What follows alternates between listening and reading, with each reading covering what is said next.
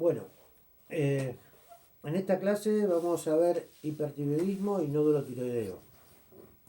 Empezamos por hipertiroidismo. La definición es un estado caracterizado por aumento de la formación y liberación de hormona tiroidea por la glándula tiroides. Tirotoxicosis es el síndrome clínico producido por exceso de hormona tiroidea. Comprende a todas las causas de hipertiroidismo más la ingesta excesiva. La ingesta excesiva de hormona tiroidea da una tirotoxicosis, pero en realidad no es un hipertiroidismo, que son todo el resto. En cuanto a la etiología, podemos dividirla en dos grandes grupos. El primero es por aumento de la función tiroidea, de los cuales tenemos tres posibilidades. La primera es por aumento de la ocupación del receptor de TSH, de la estímulo del receptor de TSH. En este caso tenemos también tres posibilidades. Uno, que sean inmunoglobulinas estimulantes de la tiroides, como sucede en la enfermedad de Graves-Basedow y en la jacitoxicosis. La segunda es que sea producida por gonadotrofina coriónica humana, como en la modelo hidatidforme o en el coriocarcinoma. Y la tercera es que sea por aumento de la TSH en un tumor productor de TSH. La tercera causa de aumento de la producción de hormona, tenemos lo que llamamos autonomía tiroidea. Y tenemos el adenoma tóxico, es un adenoma hiperfuncionante, generalmente es un nódulo. El bocio multinodular tóxico, donde también dentro de estos nódulos hay uno hiperfuncionante, y en algún caso el cáncer folicular. Y tercero, la tercera posibilidad es el efecto Jod-Basedow, que es por exceso de yodo. Bien, el segundo grupo de etiología del hipertiroidismo no es por hiperfunción tiroidea. Y ahí tenemos dos opciones. Uno es por aumento de la liberación de la hormona tiroidea. En este caso, en la tiroiditis subaguda granulomatosa o en la tiroiditis subaguda linfocítica, donde hay destrucción de las células tiroideas. Y segundo, puede ser por fuentes extratiroideas, como la tirotoxicosis facticia por consumo deliberado de hormona, o en el caso de la producción ectópica, como se puede ver en algún tumor de ovario. Bien, la prevalencia del hipertiroidismo es de 1.5 aproximadamente por ciento de la población lo sufre. Es más común en la mujer, 4,1 con respecto al hombre. Lo más común es que comience entre los 30 y 50 años. Y hay que tener en cuenta que los ancianos en general dan poca manifestación. No es que sea infrecuente, sino que a veces no se pesquisa. Bien, vamos a hablar de la enfermedad de Graves, que es la más común que produce hipertiroidismo. Es una tirotoxicosis con bocio difuso que se puede acompañar o no de oftalmopatía, dermopatía y acropaquia. Esta última muy poco frecuente. La etiología es autoinmune, aparentemente el individuo puede tener alguna susceptibilidad genética, puede haber algún desencadenante que comienza el cuadro donde produce inmunoglobulina estimulante de la tiroides. Esta inmunoglobulina va al receptor de TSH en la tiroides y aumenta la secreción de hormonas. Puede asociarse a otras enfermedades autoinmunes, como casi siempre sucede, como por ejemplo al Addison, a la enfermedad de Addison, al lupus eritematoso sistémico, a la gastritis atrófica autoinmune y a la diabetes tipo 1. Los anticuerpos, algunos anticuerpos actúan sobre antígenos de fibroblastos retrooculares. Esto produce la proliferación de fibroblastos, aumento del agua e hipertrofia de músculo y grasa retroorbitaria, produciendo la exoftalmía. El cuadro clínico, en lo clásico, es hablar de una tríada de tirotoxicosis, bocio y oftalmopatía, pero que esta última, seguimos, no siempre ocurre. Va a presentar mixedema pretibial también, sobre todo pretibial, y puede tener acropaquia. En cuanto a lo neurológico, es un paciente que puede ir desde el nerviosismo, a alteraciones del sueño, a ansiedad, hasta llegar a la psicosis. Es común que tenga un temblor fino y a veces puede dar parálisis periódica. En cuanto a lo cardiovascular, es un paciente que va a tener taquicardia, va a sufrir palpitaciones, puede tener disnea y puede llegar a la fibrilación auricular, que muchas veces es el debut del cuadro, la fibrilación, y llegar también a la insuficiencia cardíaca. En cuanto a lo gastrointestinal, puede llegar a dar diarrea, aumento de la frecuencia defecatoria. En cuanto a lo músculo esquelético, debilidad, sobre todo músculos proximales, puede haber atrofia, hiperreflexia y puede conducir a la osteoporosis. Cuanto a los tegumentos, puede haber sudoración, una piel fina, caída de cabello y onicolisis también. En cuanto al metabolismo, es muy común que haya pérdida de peso, aumenta el apetito, a pesar del aumento del apetito, intolerancia al calor. En cuanto a la glándula tiroides, va a estar agrandada en forma difusa y puede ser que por la hipervascularización podamos sentir un soplo en la zona. En cuanto a la parte genital, puede cursar con oligomenorrea y con disminución de la libido. La oftalmopatía infiltrativa se ve más comúnmente en mayores de 50 años y fumadores. En el 30% es notable a simple vista, puede ser simétrica o asimétrica, y en un 5% va a poner en riesgo la visión del paciente, que puede ser por compresión del nervio óptico o por la aparición de úlceras corneales.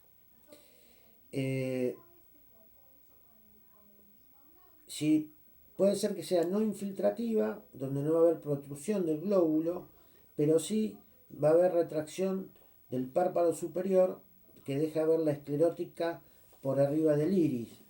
Si esto no fuera muy evidente, hay una maniobra que es hacer mirar hacia abajo al paciente, que normalmente el párpado va a acompañar al ojo, y en este caso no lo hace y queda expuesta la esclerótica.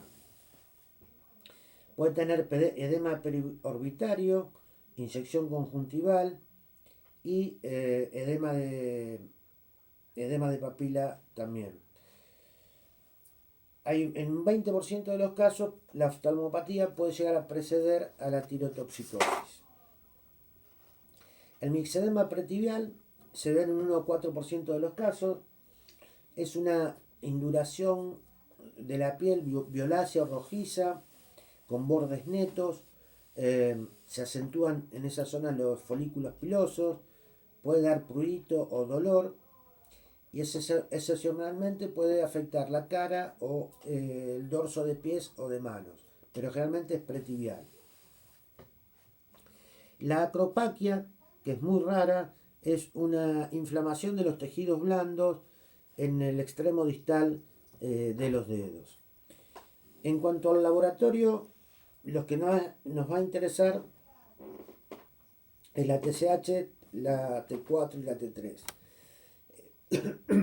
El hipertiroidismo va a cursar con una TSH baja, porque está inhibida la hipófisis, con una T4 libre aumentada. Si tenemos TSH baja pero con T4 normal, debemos solicitar la T3 y porque si esta está aumentada estamos hablando de una tirotoxicosis por T3. Si tenemos una TSH baja con T4 normal y T3 normal, hablamos de un hipertiroidismo subclínico. Ahora, si tenemos una TSH normal o alta con T4 alta, estamos en presencia de un adenoma de hipófisis o un síndrome de resistencia a la hormona tiroidea. Un adenoma de hipófisis productor de TSH, ¿no? Por supuesto. Con la clínica y el laboratorio generalmente es suficiente para hacer el diagnóstico. En los casos dudosos,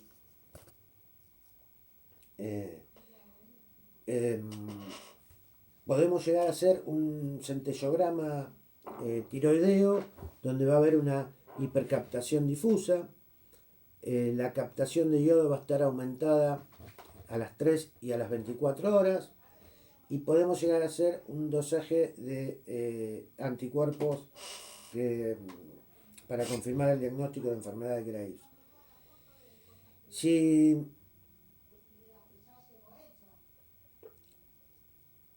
tenemos si en el centellograma podemos encontrar un nódulo frío con hipercaptación del resto de la glándula, debemos biopsiar el nódulo frío. Si tenemos un nódulo caliente con hipocaptación del resto de la glándula, estamos hablando de un adenoma tóxico. Si no tenemos negocio y no tenemos captación, estamos hablando de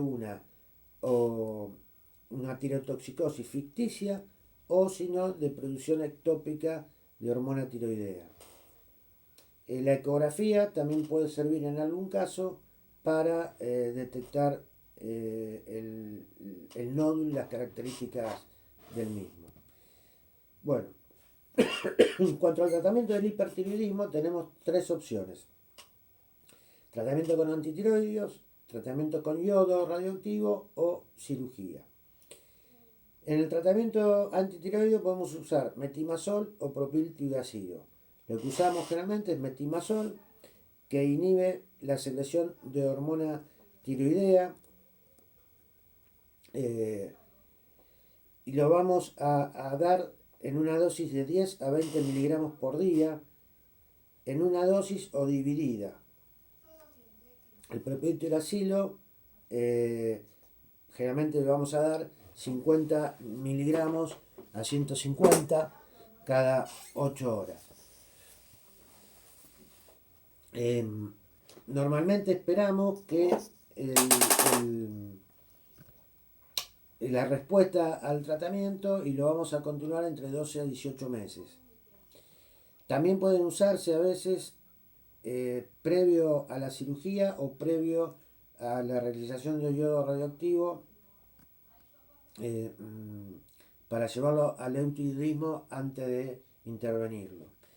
El ajuste de la dosis del metimazol lo hacemos cada 4 a 6 semanas y logrado el eutiroidismo, la dosis de mantenimiento generalmente está entre 5 y 15 miligramos por día.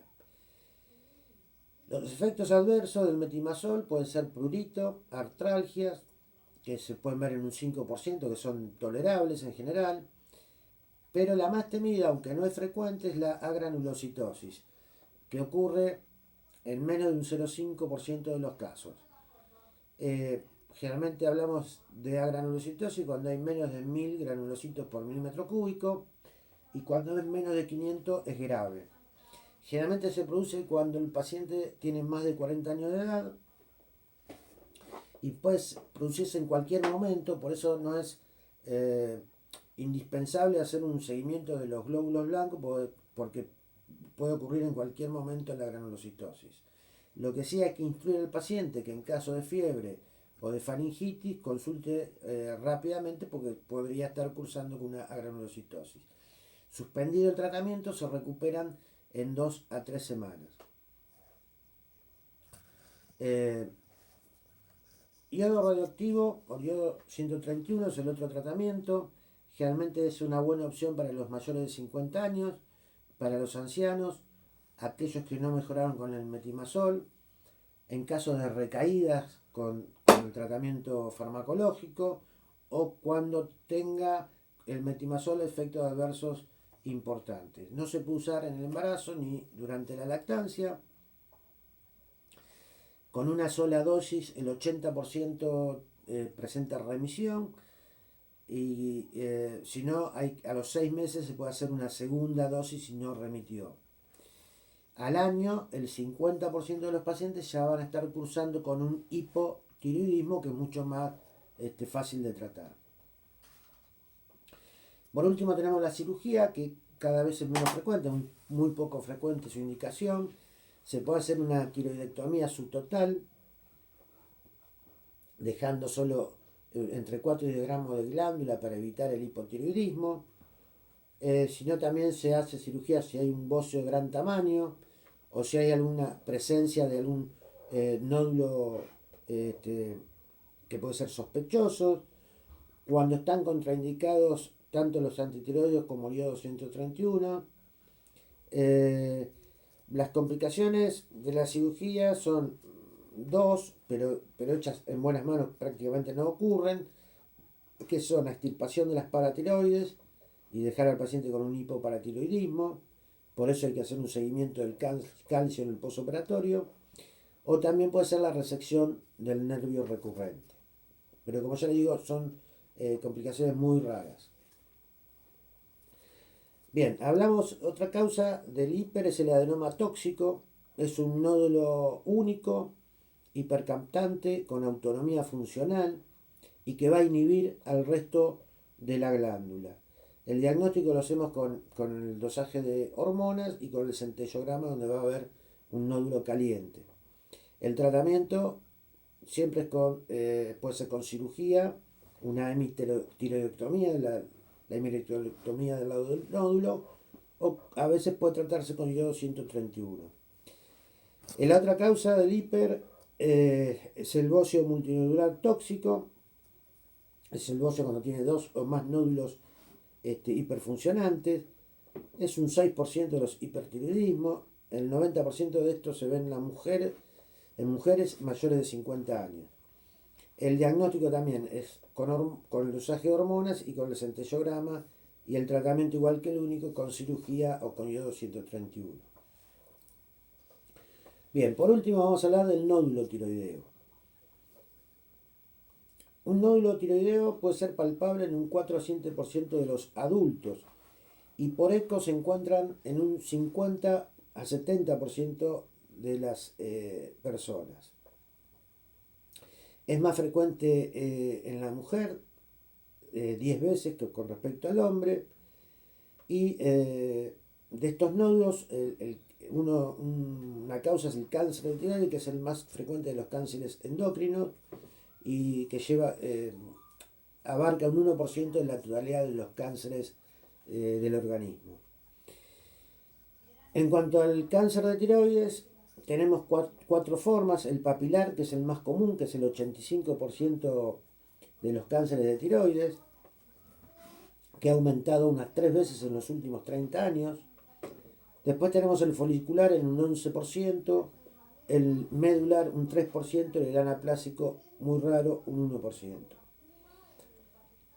El nódulo generalmente es asintomático y se puede hallar en el examen físico, o muchas veces se halla como un hallazgo en otro estudio, como un ecodoppler de vasos de cuello, o una resonancia de cuello, una tomografía de cuello por otro motivo, por patología cervical, por ejemplo, y se encuentra el nódulo.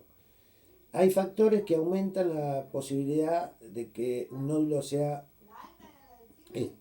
maligno, o sea, un cáncer de tiroides, que son a mayor edad, el tener antecedentes familiares de cáncer de tiroides, el tener el antecedente de haber recibido radiación en la zona del cuello por cualquier motivo, si el nódulo es de rápido crecimiento, si está produciendo disfonía o disfagia, y si se encuentra la presencia de adenopatías cervicales.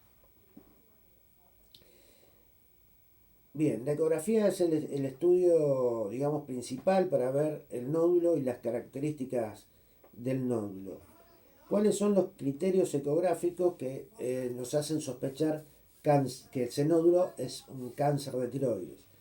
Si tienen microcalcificaciones, tal vez sea el aspecto más importante, microcalcificaciones en el nódulo. Si es hipoecogénico con respecto al resto de la glándula.